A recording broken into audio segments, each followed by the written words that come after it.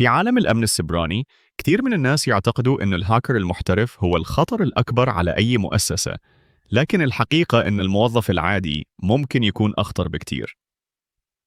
السبب الرئيسي هو إن الموظف عنده صلاحيات وبيانات دخول للنظام، وغالباً ما بيتم الوثوق فيه بشكل كامل، وده بيخليه هدف سهل للهجمات الهندسية الاجتماعية أو حتى للأخطاء البشرية اللي ممكن تفتح ثغرات خطيرة في النظام. الموظف العادي مش لازم يكون عنده نية سيئة عشان يشكل خطر. أحياناً مجرد فتح إيميل مشبوه أو الضغط على رابط خبيث كافي إنه يسبب اختراق ضخم للمؤسسة. بالإضافة لكده، الموظفين غالباً ما بيستخدموا كلمات سر ضعيفة أو بيشاركوا معلوماتهم مع زملائهم بدون وعي، وده كله بيزود فرص الاختراق.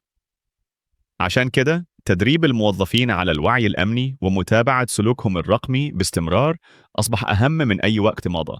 اعمل لايك واشترك في القناة عشان يوصلك كل جديد.